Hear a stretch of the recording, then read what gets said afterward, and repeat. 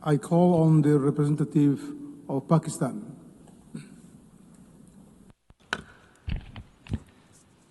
Mr. President, today we heard the familiar rhetoric from one member state.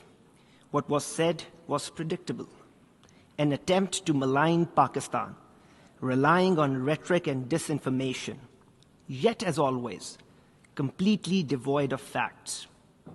So let me state those facts clearly.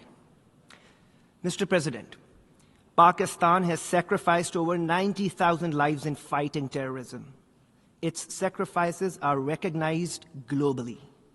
We are one of the strongest pillars in leading global efforts for combating terrorism, as also highlighted by my Prime Minister at this forum.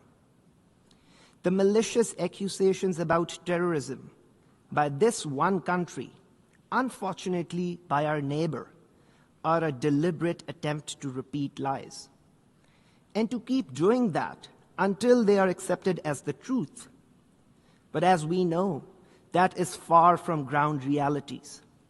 This country is not just a serial perpetrator of terrorism, it is a regional bully, a net destabilizer for the entire region, holding South Asia hostage to its hegemonic designs and radical ideology that regrettably inspires hate, divisions, and xenophobia. So let me put that in perspective. First, this country is in the league of those who illegally occupy territories, oppress populations, and violate fundamental human rights, as in the case of Indian illegally occupied Jammu and Kashmir. State terrorism in the form of extrajudicial killings, arbitrary arrests, detentions, stage encounters, and collective punishment under the cover of counterterrorism.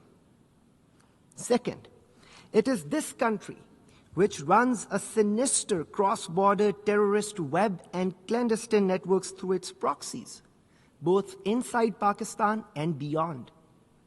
This country also holds the distinction of having its serving naval officer working for its intelligence agency, Commander Kulbhushan Jadhav, caught red-handed by Pakistan, involved in heinous acts of terrorism and sabotage. Third, we heard the bizarre and untenable claims surrounding the Pahalgam incident. It has become a routine script now. Whenever an incident occurs, Pakistan is reflexively blamed, without evidence, without logic, and without any investigation. Pakistan, as a responsible state, joined other members of the Security Council in condemning the Pahalgam incident. Moreover, Pakistan offered an independent and credible investigation, an offer that was flatly rejected. No surprise that till this day, no evidence related to that incident has been shared by this country. And then using that incident as a pretext and in gross violation of international law, blatant aggression was mounted against Pakistan between 7 and 10th May, which resulted in the loss of 54 innocent lives, 15 of them children, 13 women. To this, my country delivered a befitting, yet carefully calibrated response, exercising our right to self-defense under Article 51 of the UN Charter. This multi-domain response was directed solely at military targets and resulted in downing of multiple aircrafts, along with other significant military setbacks for the aggressor.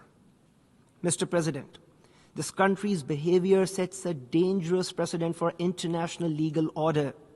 It is a template for states that seek to violate international law, undertake extraterritorial assassinations, threaten their neighbors, and commit acts of blatant aggression.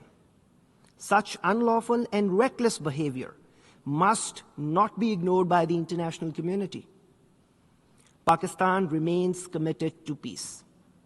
More than 1.9 billion people of South Asia, a quarter of the world's population, deserve prosperity and stability.